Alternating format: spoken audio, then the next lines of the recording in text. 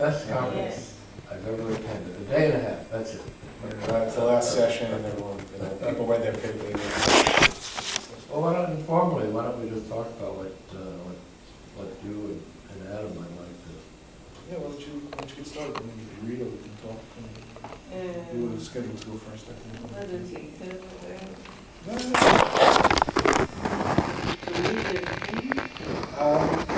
You know, I would, I mean, I think I'll mostly read, but I'll kind of break and talk a little bit as well, and we can, we can talk in the middle of the paper, so, but it's up to you how you want to approach it, whatever you're comfortable with. Because I think our interests are very different. Yeah. Yes, I think right. so, yeah. You are talking more about? You know, there might be more convergences between us than we think, so maybe we'll kind of read out things and we'll find out what. I have is more from the phenomenological and something point of view. Come and join us. We have a small informal. Well, we'll see what we have to say afterwards. I mean, so, I mean, read yours, I'll read mine, and whatever we want to talk about afterwards, you know? Yeah. Hi. Okay. Do you think we Well, Adam, do it all? yeah, Adam, why don't you kick it off, and then she'll pick up the same sort of pattern. Yeah. I don't know, because it's They're dissimilar topics. I Well, don't think that we is One thing that's similar, I think, is that I think we're both talking about anti-Semitism in ways that are different from the way most other people at the conference have been Right. talking about it, which is maybe why they put us here. These are, we were the uncategorizable. Right. So they invented this category for us. So, maybe. you know, so maybe that'll be a way that we'll end up talking about it. Yeah, maybe. If you like, I'll go first. I don't mind. And, Okay. okay. Good. Right. Well, what I'm planning to do with the paper, what I did with the paper is developing a theory of anti-Semitism that's based on another theory. So I'll take a little time talking about that. It's not a very well-known theory, and so I'll kind of, but it's not an extremely complicated theory either. It's a theory of the origin of language, and as such, as a theory of the origin of language, it's also a theory of the origin of culture and religion and pretty much everything human. Excuse me, you know, in biology, we have Darwin's Origin of the Species. Yes, I know that. Any connection? There are connections. I mean, in a certain sense, it's an evolutionary theory. Okay. But it's a theory that assumes that humanity comes into being through a kind of break from nature. So that's actually a good place to start. I mean, the best way that I found of explaining this is what's called the originary hypothesis, and it's invented by a man named Eric Gans, who's actually a professor of French in UCLA, and he's written quite a few books, sort of elaborated on this. He first presented in 1980, so it's 30 years that he's been sort of developing it and developing theory of history out of it and a whole range of other things. The best starting point is with a theory that's a bit better known. You might still not know, but it's René Girard's mimetic theory. Okay. What? You might know about René Girard. What? René Girard. He was a French. He's a French literary theorist. Mimetic theory. René Girard. René Girard. Yeah. Sure. Ah, yes. Okay, oh, you know. Girard. Oh, Girard, okay, Girard, okay, that's my bad American Yes, accent. because French name in English for me Yeah, is yeah, very difficult to understand. Right, okay, all right, so I mean. She speaks Portuguese. Yeah. Oh, okay, so we're going through three languages So here. Yeah. sometimes it's difficult to understand the names in English. Sorry. It's okay, so Girard, in any case, argues that human beings are fundamentally mimetic, which is to say they imitate each other. Right, and there's a kind of evolutionary component in this to the extent that obviously the higher animals are, the more mimetic they are, the more they learn from each other, the more they imitate each other, and so on. So what Girard sort of discovered, argued, is that mimesis leads to conflict. right? It leads to conflict because if we're imitating each other, we end up wanting the same thing. Desire is mimetic as well. Right? Now, he developed this through a theory of the novel, first of all, showing how the novels are constructed through this triangular structure of desire, where there's always two protagonists who end up sort of converging on the same object of desire. And his idea is that the reason they converge, each one wants it because the other one wants it. Right? So desire leads to violence in this case. So then the fundamental problem for human beings is how to control this violence, to prevent it from undermining any possibility of community. Now, Girard's theory was that the way this is done is through the scapegoat mechanism, or what he sometimes calls the victimary mechanism, which is to say one member of the community is selected out and essentially killed. Oh, so victimary means scapegoat. Right, well that's kind of the starting point. Then for Gans it kind of takes on these other meanings as well. But that, yeah, it starts with Girard. In other words, some victimization is at the foundation of any human community. So for Girard, this is the origin of the human. Right, the human begins with the establishment of a scapegoat, and for him this is also the origin of religion, because the scapegoat essentially is transformed into God. Right, because after the killing is done, the one killed, the victim, is then commemorated as the one who founded the community. Right, so there's this kind of duality, this kind of ambivalence towards the victim. And Girard kind of traces this not only through the novel, but through mythology. There's all these mythological figures. If you kind of look closely at these myths, then there's always kind of this story of a murder kind of at the bottom of it. Okay, now, I mean, Gans questions some of that, but Gans starts with the same assumption that desire is mimetic and that we converge on the same object, and that therefore preventing violence, controlling violence, regulating violence is sort of the central problem for the human community, violence against each other. Right? So he defines humanity as that species which poses a greater threat to itself than is posed to it by any external force. There is one more of a danger to each other than anything out there in the natural world is a danger to us. For Gans, the way in which the problem is solved is not through the scapegoat. He kind of talks about the scapegoat, but he places that much later in history. For Gans argues that all you really need is a sign. In other words, if you imagine what he calls an originary event or originary scene, where everybody is reaching for some central object. And they're all reaching for it, and at a certain point they can see that they're heading for this violent confrontation. One of them puts forward, or in some combination, it's you don't have to picture it too precisely. Someone puts forward what he calls the aborted gesture of appropriation. In other words, essentially there's a hesitation. And this hesitation is the first sign. This is the beginning of language. That's sort of the first meaningful sign put forward by human beings, right? So pointing towards the object, it's got a referent, it's got a sort of meaning to it. The meaning to it is that we all kind of stop right now and we kind of allow, in a sense, the object to be. Okay, so so for Gans, this is the origin of language, and what it means is that representation is the deferral of violence. So that's essentially what language does, and what all the institutions that follow, rituals and religion and culture and so on. And so human history essentially can be seen as the development of increasingly sort of effective and generalizable, but always fragile mechanisms of deferral, right? Ways of preventing, outbreaks of mimetic desire and the violence that follows from it. Okay, so the way in which I'm going to kind of cut over lines. He talks about sort of primitive community, and he talks about what he calls, he's borrowing from what's his name,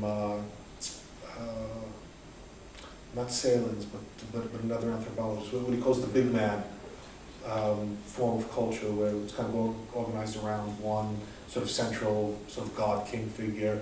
And he traces through Judaism and Christianity. He's kind of got a way of accounting for all of this. But ultimately, to get us to talk about anti-Semitism, he sees the most sophisticated means of deferral that human beings have invented so far as being the modern market system, essentially, right? And you can think about why that would be if you think about dividing sort of an economic product. The most primitive way of doing it would be, to have one sort of object and everybody sort of, grabs a piece out of it. then a somewhat more sophisticated way of doing it would be each member of the community, again, whether they're families or individuals, doesn't really matter, has, a certain amount of property for themselves, and they exchange through barter. And this is what Marcel Mauss calls a gift community, a gift economy, right, which is based on,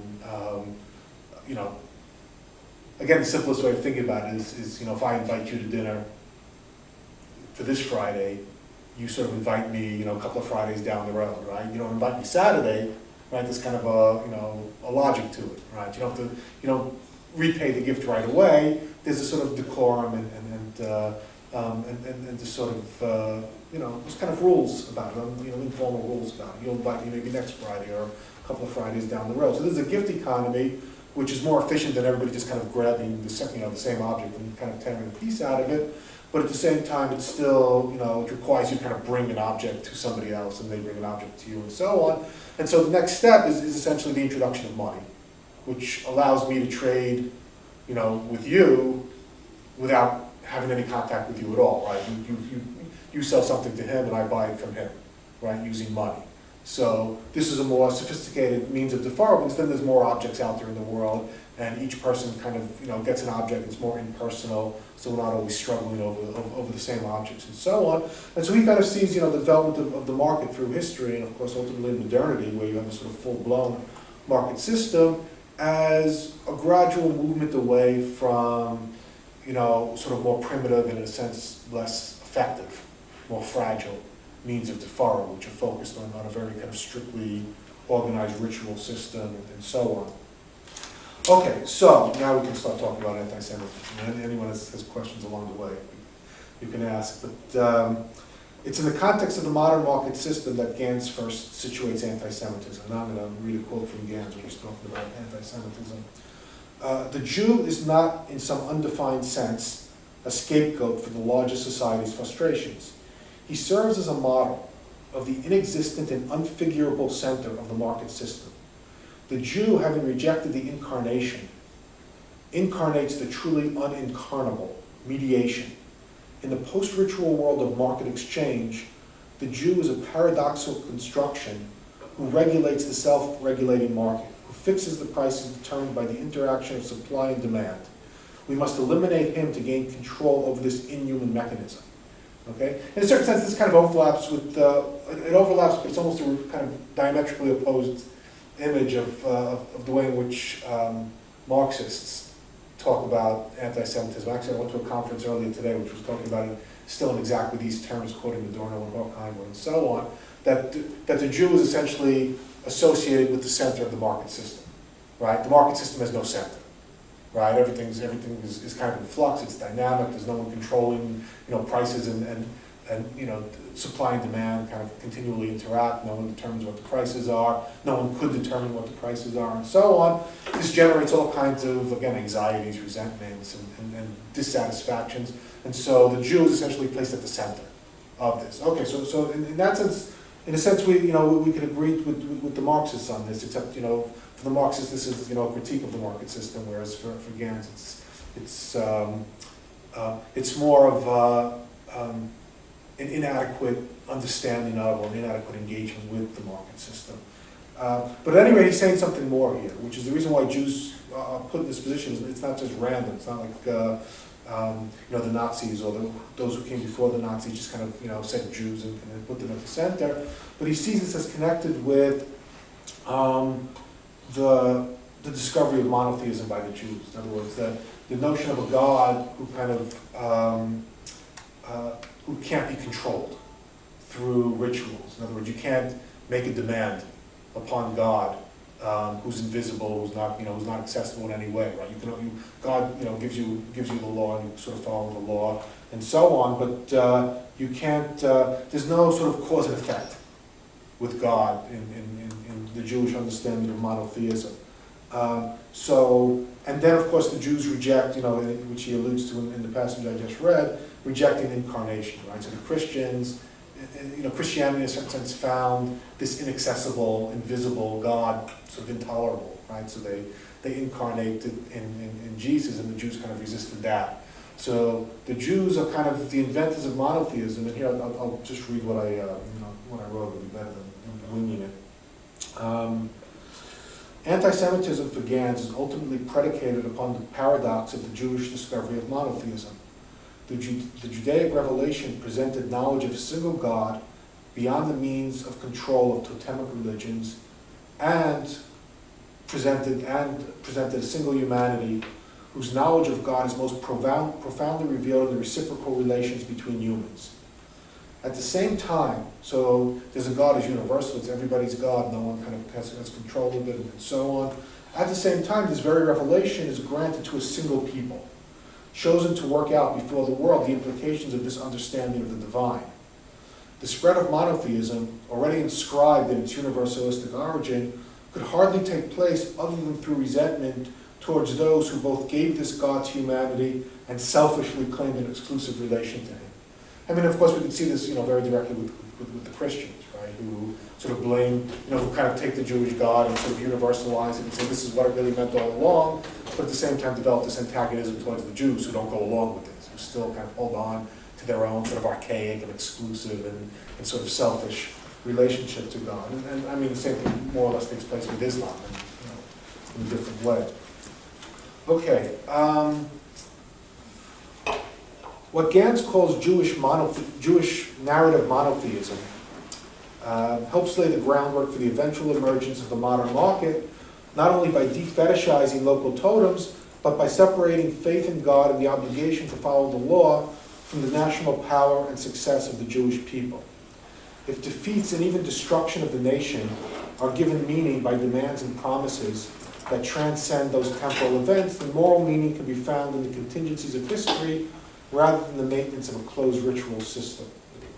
I look at that a little bit differently. The idea here is that, this is kind of a reading of the Bible, essentially, which suggests that, something very unique happens with the Jewish people in the Bible, which is they lose their homeland, their state is destroyed, but rather than just sort of abandoning God and then taking the God of whatever, new social system they get incorporated into, as I'm pretty sure has been the case through most of history, right? God protects you. If he doesn't protect you, if your community gets destroyed, well, then you go find protection from some other God.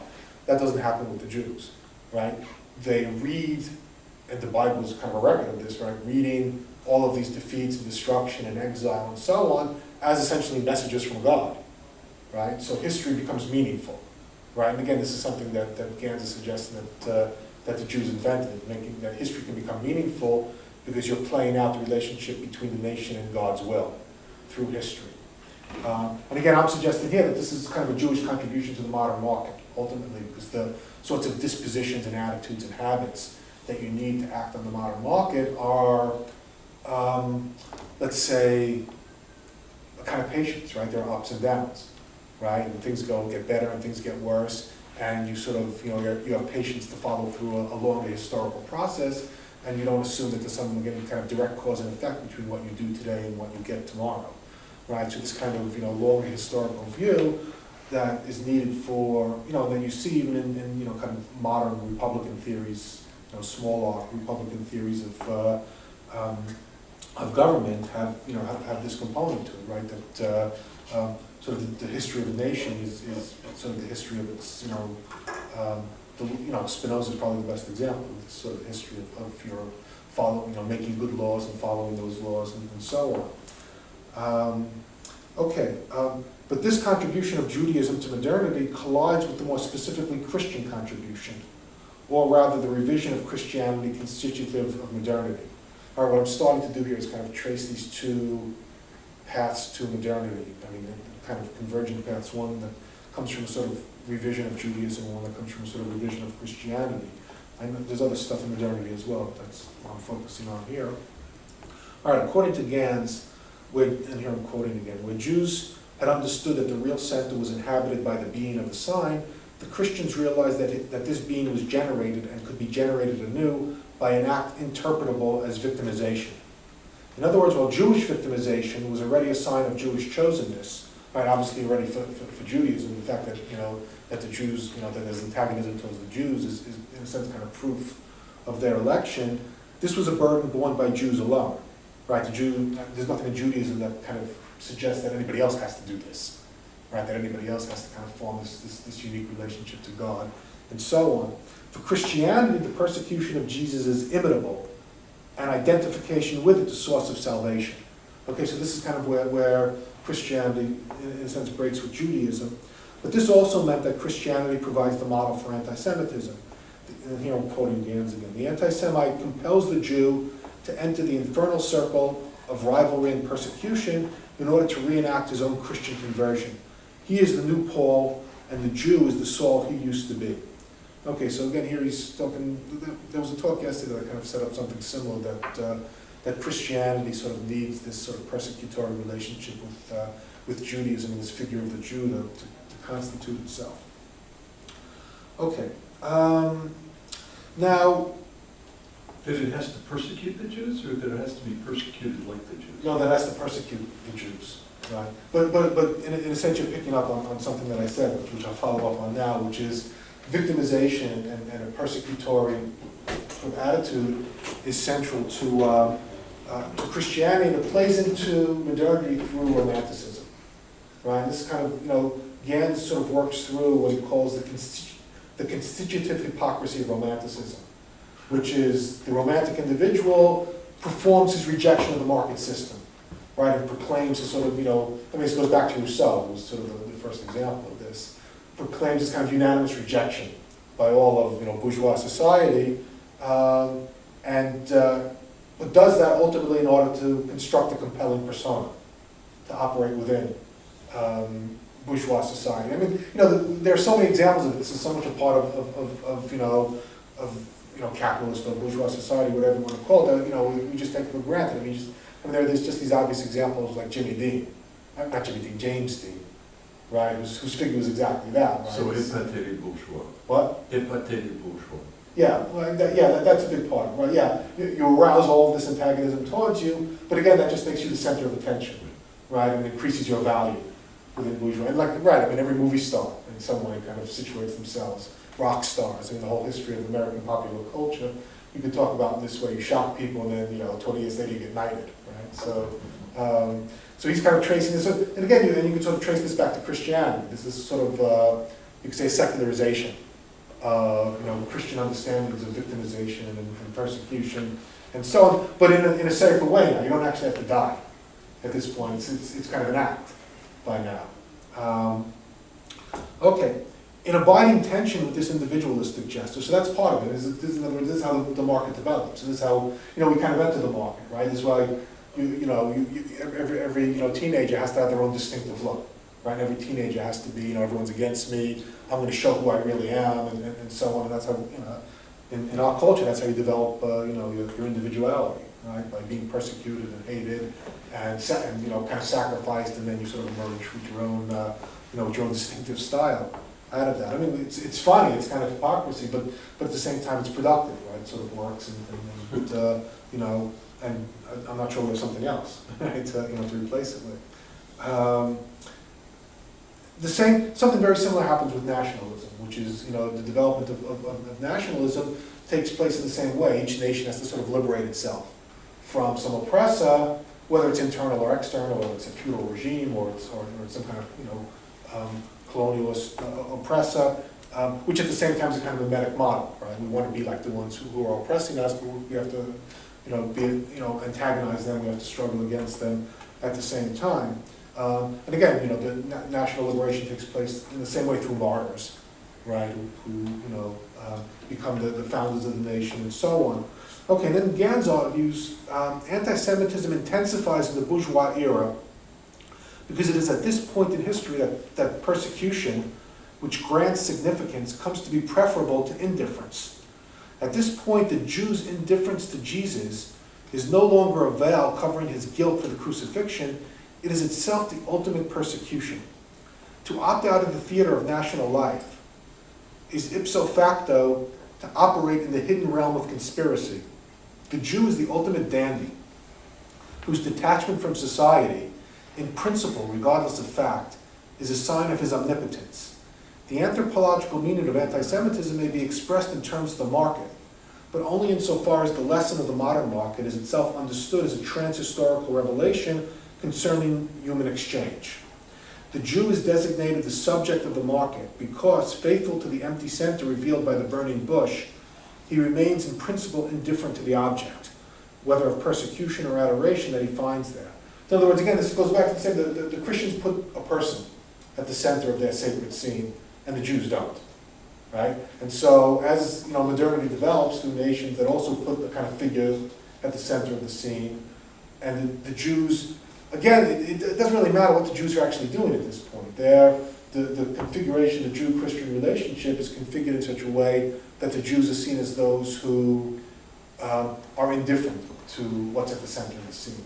So that by itself abstracts them from, again, what he calls the theater of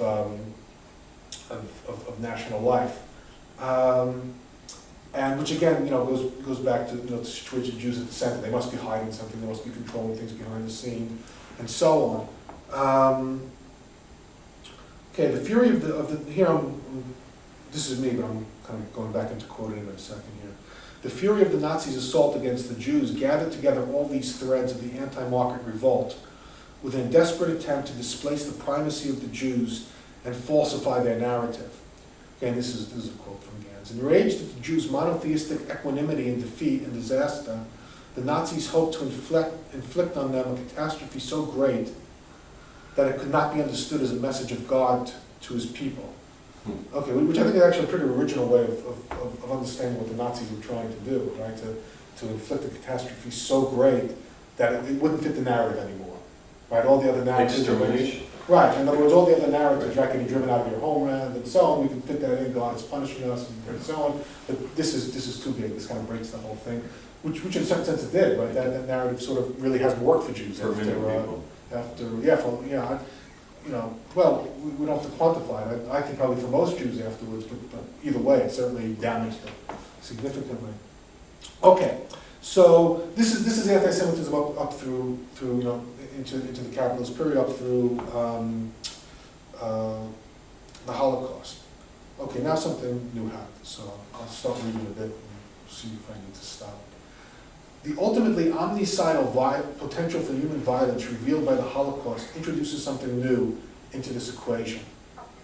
The Holocaust marks the beginning of the victimary era. So now this word victimary is going to start to take on a slightly different meaning, in which we are now living. The virulent hatred of the Nazis towards the Jews drew the world into a cataclysmic struggle, the like of which we will not survive again in the nuclear age.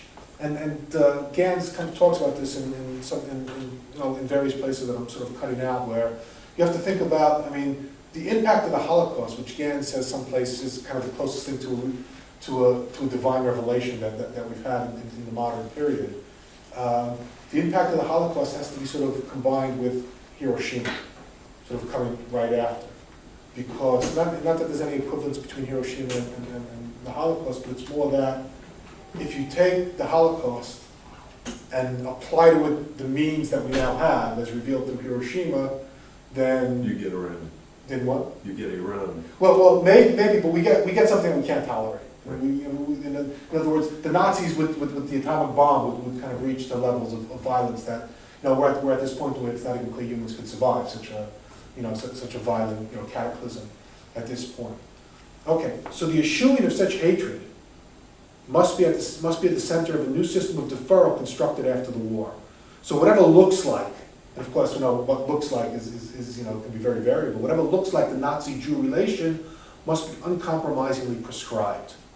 Okay, so in other words, what Gans calls the victimary era now is where this Nazi-Jew asymmetry becomes sort of the model for all social relations, right? So any asymmetry, however minor, you can talk about it now in terms of at least its potential to move towards this kind of extreme Nazi-Jew relationship. And again, if you really look at, anything, anti-racist discussions, anti-colonialist, feminist, even environmentalists. Anti-Islamophobic. Just about anything that's come out, really since World War II, it really takes this shape more and more kind of mechanically and automatically as time goes on. Even now we have global warming deniers, right? So even that's the notion of denying it comes from Holocaust denial. So it's like this becomes this vocabulary that's used to describe everything, right? Which of course creates an incentive to make one's own grievance fit that model, right? So in other words, your grievance will get the more attention, the more you can frame it as analogous to the Nazi Jew model. And you can find it, I mean, really, you can find this all the way through. You can easily write a whole paper. I mean, you can write a whole book showing, you know, the anti-colonial, anti-racist, how, you know, the Nazi Jew image or you know, structure just became this all-encompassing vocabulary that just was used to describe everything. And still today, I don't think it's any less so today. If anything, it's even more intense today. Which is, in a sense, we're kind of stuck in something, right? Is sort of the idea here. Because obviously this place limits on other ways of thinking about what might be less extreme antagonisms and makes problems that might be fairly easily solvable or at least sufferable seem intolerable and to require some kind of extreme solution. The Jews are once again placed in a paradoxical position. First of all, the response on the part of the Jews to the consequences of their utter defenselessness in the Holocaust is to create and with growing unanimity support a Jewish nation state. But the nation state, with its ethnic exclusivity, preparedness for belligerency, and narrow self-interest, is one of those things that looks very much like Nazism. Second, the victimary principle can only be universalized if the Jewish monopoly on Holocaust guilt is broken. The best way to do so is to present the Jews as oppressors, at least just like the rest of us, at worst uniquely so, insofar as they've exploited the world's guilt so as to perpetuate the very conditions that enable their own victimization, only this time at the expense of others. Finally, so again, this kind of converges with a lot of what we've been hearing the last couple of days. This very sort of unique, really hatred towards Israel comes from this, that the Jews were the victims and they use that victimization to kind of play this trick on everyone else and become victimizers in turn and so on. So the scapegoat reverses the role. Yeah, right. So, you know, Israel, the Jews have to kind of be flipped. Israeli Goliath, Palestinian David. Yeah, right. Which of course has been framed exactly in terms of Nazi Jew, right? And here with this kind of that's the added, sadistic version. right, and you know, which kind of has this added, it has this added sadism to it that you're calling, you know, Jews Nazis now and so on. It's got this kind of which increases the, you know, what's the word, frisson for, you know, for a lot of you know, anti-Israel, anti-Zionist people. Wow, we're calling Jews Nazis. Right? Doesn't get more exciting than that, right? Right, yeah, exactly. Finally, then, the emergence of a new victim, the Palestinians, the victim of the Jews, completes the victimary metaphysics first set in motion by the essentially theological response to the Holocaust. The victimary system, then, depends upon this new expanded anti-Semitism in which the Jews are scapegoated for the crimes of the West, as well as for the intensifying resentments toward the West. So the Jews are guilty of the crimes of the West, but they're also guilty for the fact that you know, that Islam is right. Coming now in particular from the most bitter, if not the oldest of those resentments, that of Islam. It was the Israeli victory in the '67 war that made it possible to maneuver the Jews ideologically out of the victimized and into the victimizing position.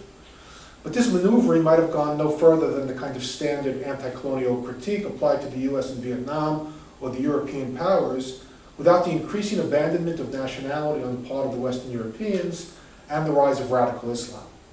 In this context, as Gans says, we are first of all, and I'll quote a little from Gans again, struck by the similarity between medieval and modern Christian anti-Semitism.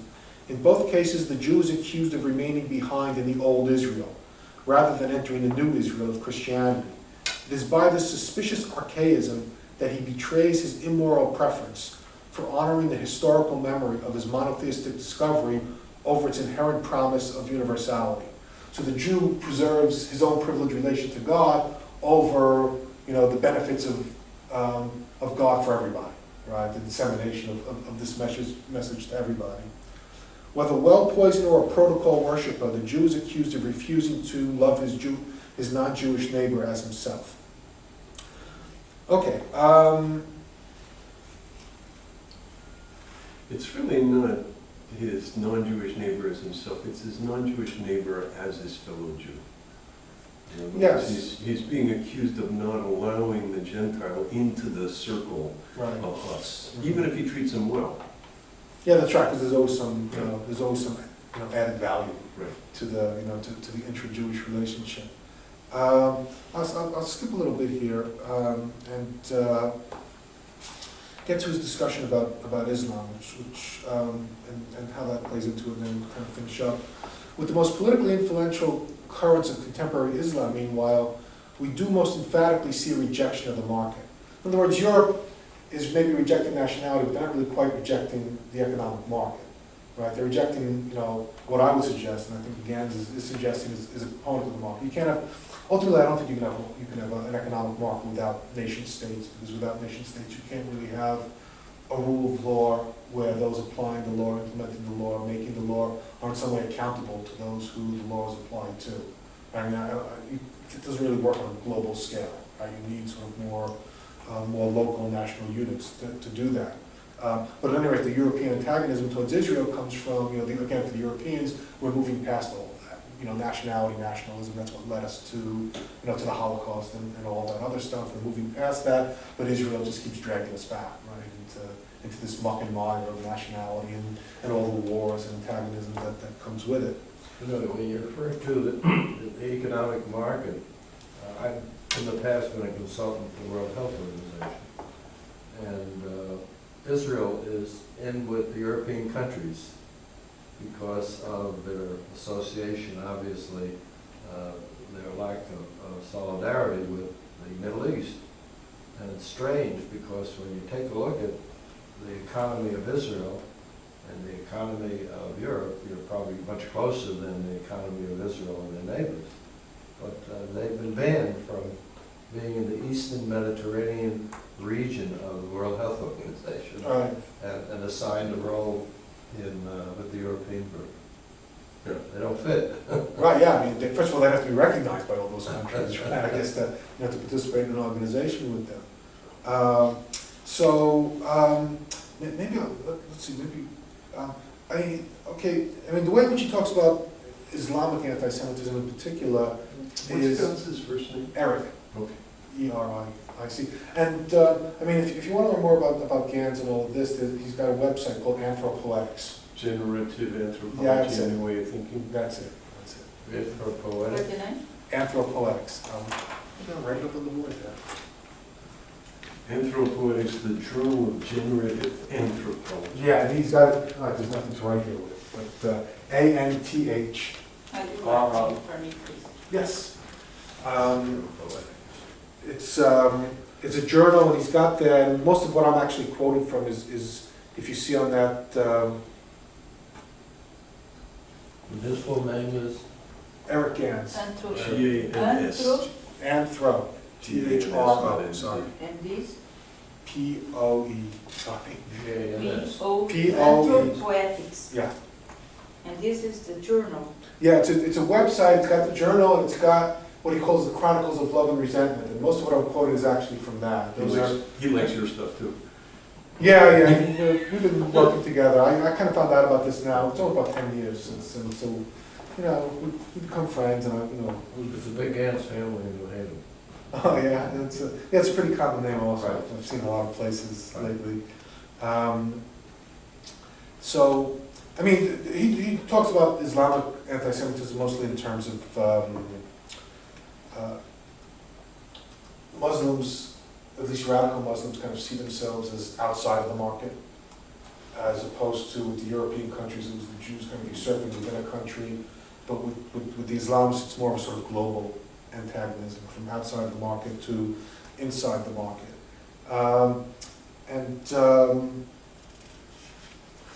I'll just read a conclusion, then we'll come back and talk about anything that I want to. What's your name? Ilana. I'll give Ilana a chance to talk Yes, as I well. think we have to finish it. Oh, No, You got it. 3:45. 3:45, okay. 3:45, it's 3:07-ish. Yeah. Okay, so I'll just read, just take me about 5 minutes and then on yours. Okay. I guess I'll just say, the conclusion, I think, is we cannot effectively address this emergent anti-Semitism without addressing the pathology surrounding the global market. On the one hand, the form taken on the marketplace by what Gans calls Jewish firstness, which is kind of, again, the discovery of anti-Semitism, the discovery of monotheism and so on, is that of the centrality of the entrepreneur, who organizes capital and introduces a new division of labor and creates new desires. Despite claims of consumer supremacy, which is kind of one of the ways we talk about, market society, where the consumer is sovereign and so on. One source of the mysteriousness of the market's workings is precisely that new products enter the market before anyone has been asking for them or has even thought of them.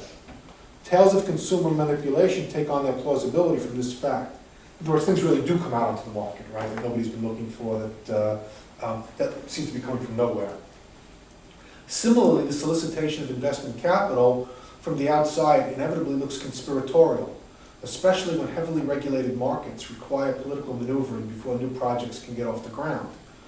We can see exploitative and deceptive entrepreneurial practices as exceptions to the rule in a fundamentally beneficial market process. Or we can see the honest worker and consumer as the victim of malevolent and unaccountable market players. Which perspective we adopt, doesn't depend upon the facts, right? It's kind of a fundamental starting point. It's not like you can add up the bad things businessmen do versus the good things they do, and kind of arrive at a conclusion based on that. So it's kind of a more fundamental attitude towards what you think the market is.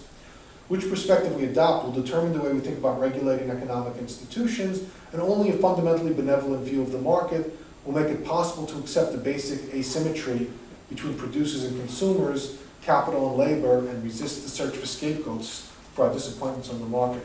So I'll just leave it there and just say that, the only way to get over anti-Semitism ultimately, if the Jew is kind of placed at the center of the market, is to, in a sense, grow up and have a mature view of the market. It's not getting transcended, and we're not going to overcome it. We're not going to come up with some more authentic way of distributing economic products. We're always going to have this market, which is indirect, which is complicated, which disappoints, which leads to corruption and all kinds of other things. And we have to kind of, if that's our horizon, then you can have a totally different attitude towards it. And then anti-Semitism kind of gets marginalized. Yeah.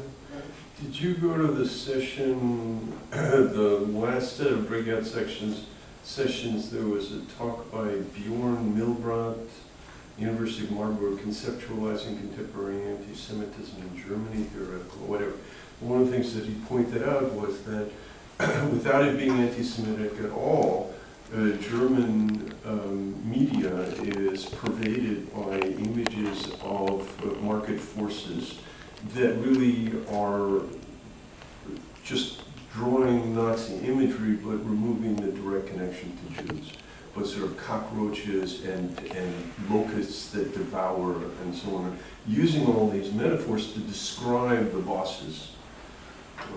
So in that sense, a profoundly immature understanding. Yeah. And I would say sooner or later the Jew will get and that's what he said. He said, look, it's only, all you have to do is put a little Jewish star in the eye of the cockroach, and you're there. Yeah, that's pretty much right. All right, well, thank you.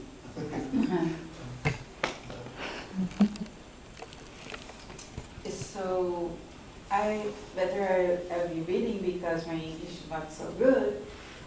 So but reading. My paper, I will try to bring something very different from everything that I have been listening these days here.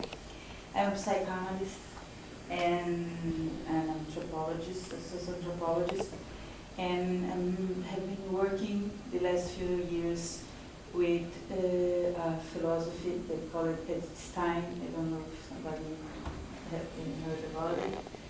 She's Einstein. Oh yeah, sure, of course. Philosopher. She was a Jewish one that lived in Germany in the first half of the century, and she was a disciple of Edmund Husserl, and she was a very, very brilliant student and his assistant, and she worked a lot of phenomenology and wrote a lot of important books about the human person and about politics, the state, the notion of people, and about human, and about religion, and many important questions in her times. She was very participating, excuse my English, participating a lot in all the movements and the Weimar Republic, and very active and very someone that give a lot of contributions in her living time and leave a lot of important books for us to read and to understand our time. Her books are being translating to many languages nowadays and studying too. She converted to Catholicism. She became a nun, a monk, and was arrested and died in Auschwitz, and was canonized by the Pope, Paul II. And she had all a discussion about her. You know about somebody. Know about her. But that's not my point. My point is her contribution about understanding our world. And like a psychoanalyst, I read her books and I want to give you some of her thoughts about what we can understand about from her point of view. The first thing is her work about empathy. Her doctoral thesis was about empathy. For her, her profound study about empathy was she saw it like not I read now because it's being more beautifully Edith Stein was one of the most talented disciples of Husserl. In her PhD thesis about empathy, she called attention on this human being characteristic, putting it in evidence as part of the human structure, demonstrating that it is a life experience that allows us to recognize human alterity. We have true empathy and experience that inform us about a structural similarity with the other, although we are configured concretely in different manners. The empathy or anthropathy is the recognition of alterity, a cognitive fact. Alterity tells me there is something similar to me in the other human being, although reaction in a psychic level could be different. Our psychic life is very important to us. Through it, we feel sympathy, attraction, and even love as a possibility to be good to another person, allowing him to develop and fulfill himself in a spontaneous choice. We can also feel antipathy that in extreme can make us hate the other, which as a spontaneous attitude from us lead us to try to eliminate the other human being and to deny his humanity. This caused extreme intolerance as occurred with Nazism through Jews, homosexuals, deficients, gypsies, among others. Human beings are plastic, expressing themselves culturally in very different ways, but their physical structures are similar, what make all of us human beings in spite of having different psychic attitudes. Edith Stein made a complete phenomenological analysis in her book, The Structure of Human Person, in the year 1933, where she speaks about of the body, the psyche, and the spirit. Each human being is singular, unique, but shares with the other human beings the same structure. Their perceived grasp is structurally similar. Everything that happens to us is connected to our structure, where attraction and repulsion are always present. In her works, Edith Stein demonstrated that the refusal of similarity of the structure of the human person can make one hate different. Beyond the psychic and cultural difference exists a common humanity with a common fundamental and basic dimension in the necessities and primary affections. Edith Stein lived in the center of the crucial historic events that shaped the first half of the last century. As an intellectual deeply involved with the question of her time, she dedicated herself not only on philosophical issues, but also pedagogical, political, and religious matters, and even about the female condition. Edith was part of a little-known group who converted Jews to Catholicism. She born in Breslau, now Poland, in a liberal Jewish family, and I go through this because I already talked about. She was always interested in political events, that's what I said, and she soon understood that the National Socialism was not only a political party, but proposed itself as a myth and as a way of life. The political events of 1933 in Germany compelled Stein, already a Carmelite nun, to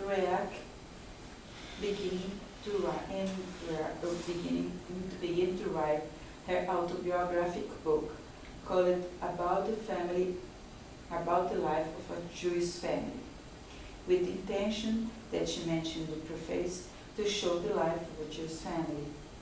She always kept very strong ties with Judaism, mainly with her mother, her family, and the Jewish community, which constituted her human formation, and more widely with the Jewish people, to which she always mentioned to belong. This is even after she converted? Even after.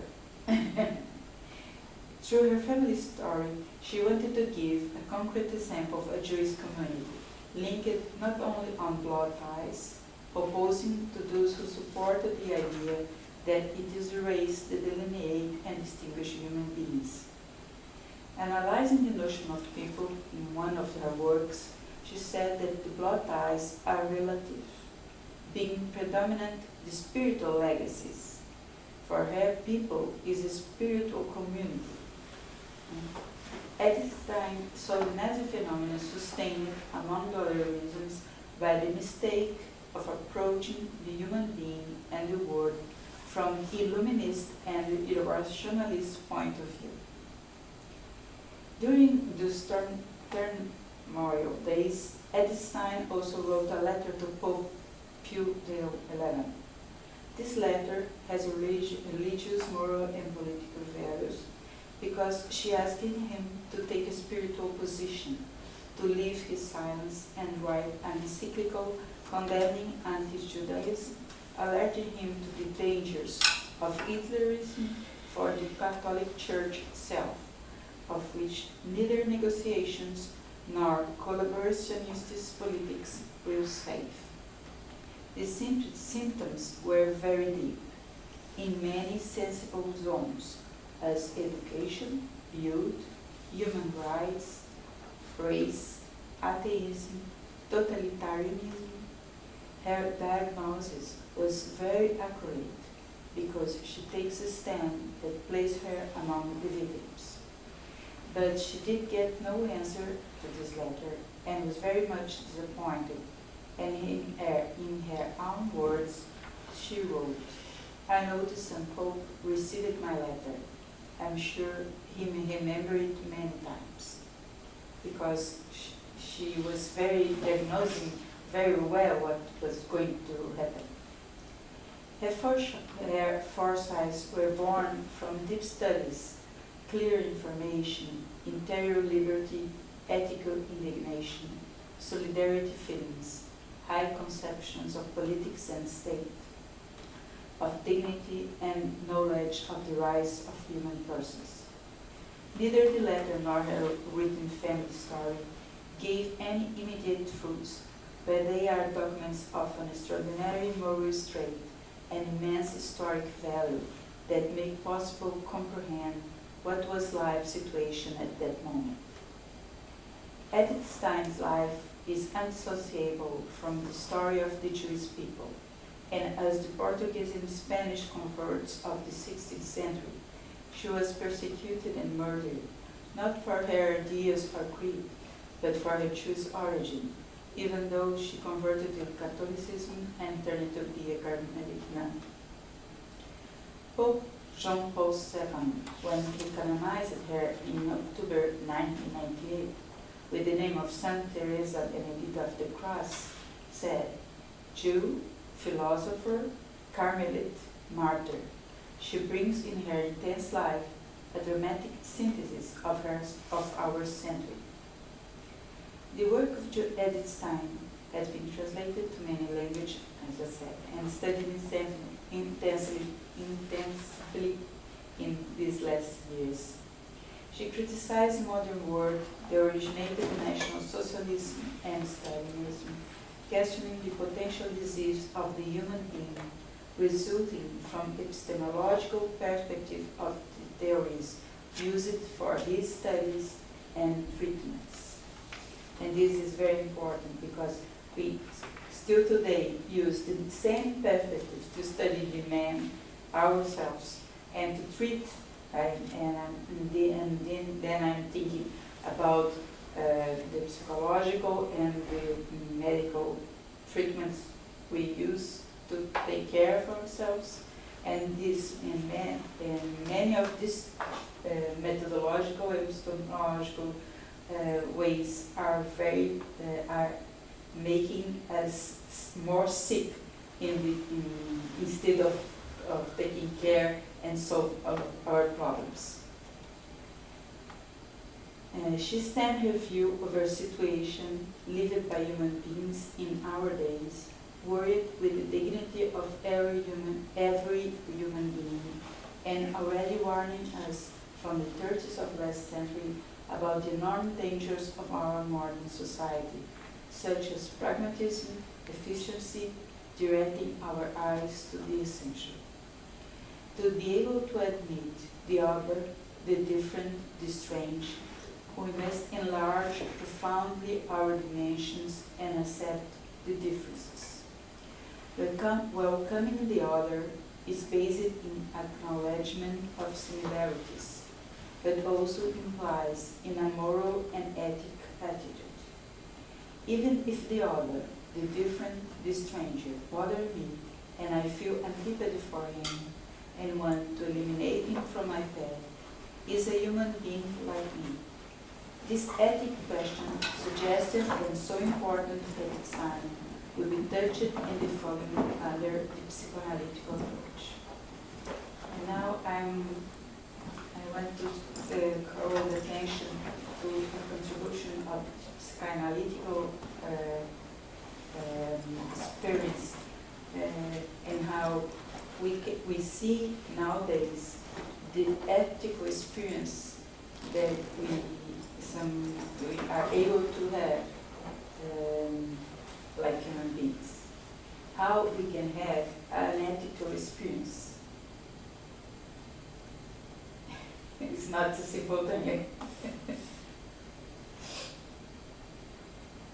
The recognition of the other in his diversity is expressed in the same etymology of the Greek word ethos, from which derives ethic, that brings us two meanings, home and homeland.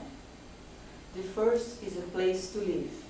The second emphasizes social bonds from which we origin. The word ethic refers to the necessary condition for human happening, and allows each subject to live in a world inserted in a community.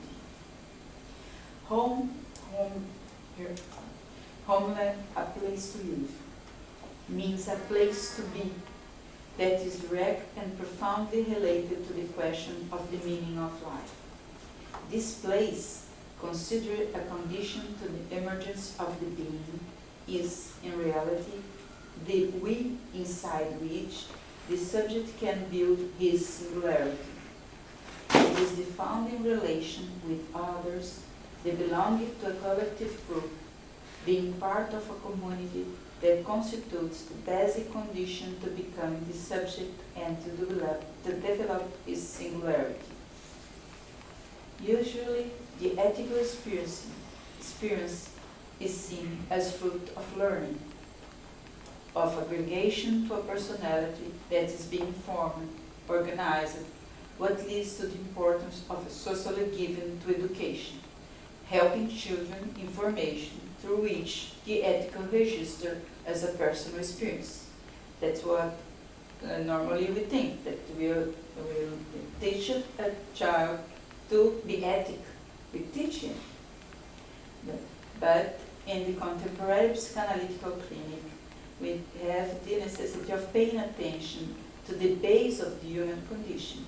And what we have seen is that the ethical question is not only an aggregated register, an acquisition due to learning, but is part of the human condition itself, of what is original.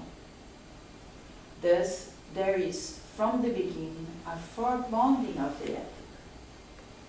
This is a very interesting phenomenon. A child that can experiment being carried in any way receives an offer of an experience that gives her some knowledge about ethics, a founding element upon which countless other psychic elements can happen. Can you follow? Mm-hmm. Prior to be an action, care defines an attitude that expresses the consideration for the other and his necessities. When this ethical care doesn't happen, we have the presence of ruptures,